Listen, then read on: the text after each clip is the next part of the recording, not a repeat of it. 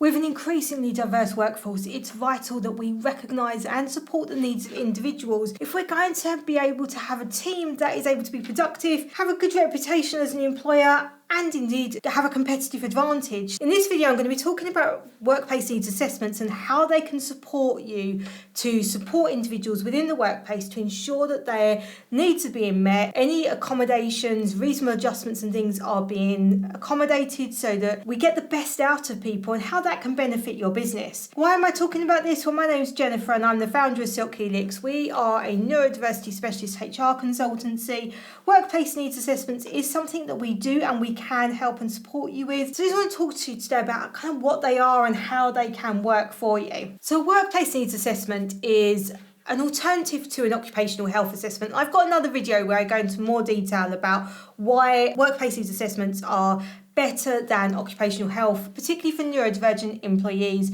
And it's largely down to we don't need the medical model of disability or understanding somebody in order to provide the adjustments that somebody who's neurodivergent needs. And that's where occupational health are coming from. That's where their expertise is in that sort of medical model. So if someone's got physical disability, generalist mental health conditions, then absolutely occupational health is the way you need to go. But when you're looking at neurodivergent conditions, somebody who specialises in neurodiversity, neurodivergent conditions, ideally somebody with some lived experience because that helps with empathy, and also somebody with the background and understanding in employment law and work environments. To be able to kind of marry the two together is really important to making sure that a workplace needs assessment does what it needs and that the individual gets heard and the business gets what it needs out of it as well. Ideally, workplace needs assessments should be being done at the very start of employment. So when somebody joins us, hopefully we've got a culture we've promoted through our recruitment process that we're open to reasonable adjustments.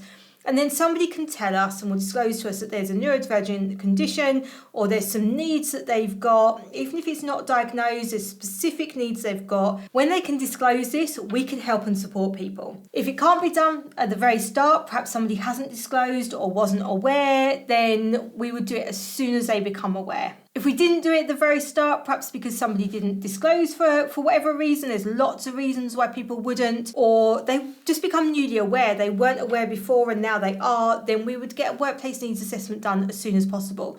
And sometimes they do come about because there's already a performance or an absence issue, something has highlighted that there's a problem or a challenge, and in which case a workplace needs assessment at the earliest stage to work out whether there's things that we can do to improve the performance. And this is the thing, it's about somebody being able to thrive within the workplace. This is for the benefit of the business. It's about showing what things, and usually it's small tweaks, need to be made to support and accommodate somebody to enable them to be their best and for the business to get the advantages that neurodivergent employees bring as well, with a lot of the sort of creativity, problem solving skills, thinking differently that comes with many individuals and that businesses can really benefit from. In addition to the benefits of kind of just being a good employer and making somebody feel at ease and welcomed into the team, accommodating somebody so we get the best out of somebody, there is the legal obligation to provide reasonable adjustments,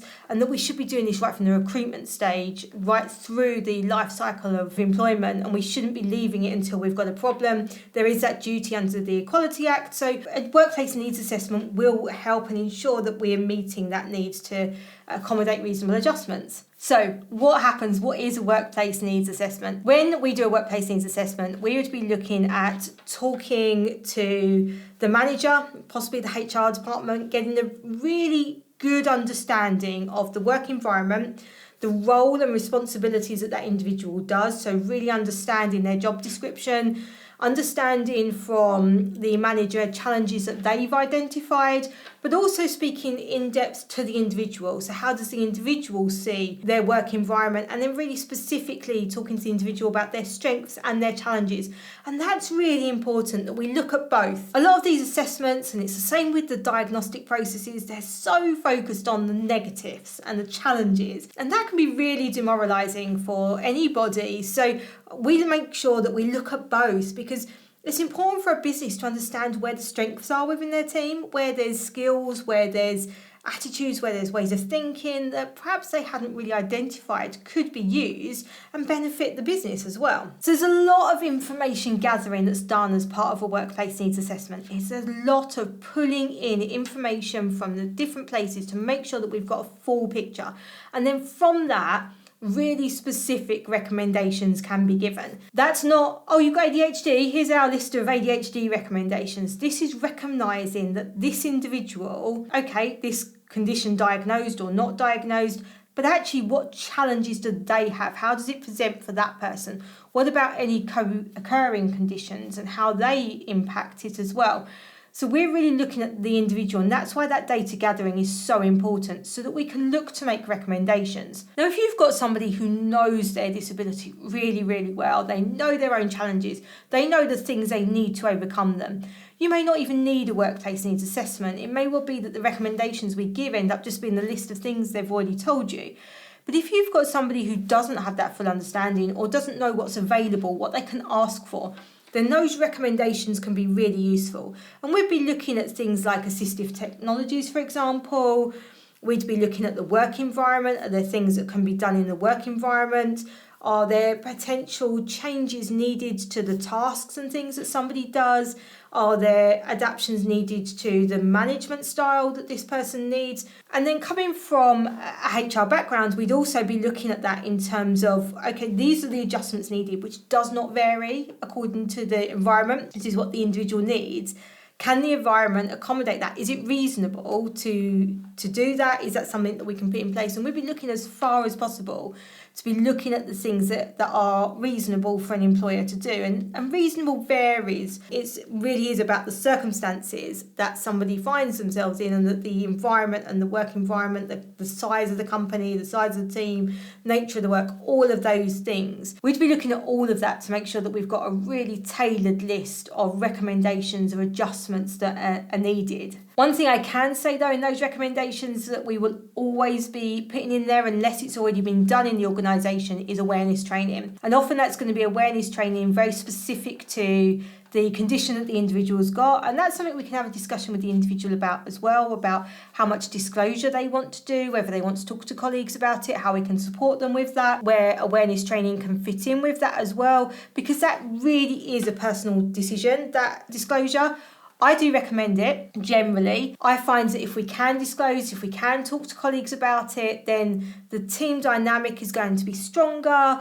People are much more likely to accommodate and support in general. But I also understand a lot of the reasons why people won't disclose, and I would not criticise anybody for doing that. So we'd look at how as an organisation we can make it so it's easier for someone to disclose if they're not wanting to. Are there things in the workplace culture that need to change in order to support that? And that might be some of the things we're looking at in those recommendations as well. But certainly there'll be training will be in there. And potentially it's training for the individual as well in terms of how they use the tools or use different things that they've got. And that's not to say, if somebody, let's say somebody's got dyslexia or ADHD, they're struggling with time management, we need to be really cautious about the training that we're recommending them, because neurotypical standard training recommendations on sort of time management and things might not apply. They might not be the right thing for individuals with dyslexia or ADHD, for example. So we'll be looking at making sure that we recommend really specific training if that's what is needed, or other tools and things that can help, and sometimes it's more around that. And we'd also be recommending some reviews and how those reviews can be done, and that's not necessarily having new workplace needs assessments on a regular basis, although sometimes if there's quite a substantial change, say in the work environment, it would be useful to do another one. But some of it's about how you review. So if we do put in recommendations for new technology, for example, we can't guarantee that that piece of technology is going to be the right one, and some of it's the individual's going to have to explore that, try it, see if it works for them. So making sure that there's reviews in place to establish whether the recommendation, the adjustment that's been made has had the desired outcome. And that desired outcome is always going to be focused on the individual being able to thrive and do their job in the best way possible. So it's good for business. It's a no-brainer, kind of, why would you not do this? You've gone to that effort of recruiting somebody, you've brought them into the business. Now let them thrive. get the best out of them. Just support them to be able to do that. And that's what a workplace needs assessment really does focus on. If you want to find out more about how we can help with workplace needs assessments or awareness training, details in the description below. In the meantime, if you like this video, don't forget to hit that subscribe button and the notification bell. A like's always helpful to us as well. It keeps the algorithm knowing that people want to watch this. And we'll see you back here for the next video next week.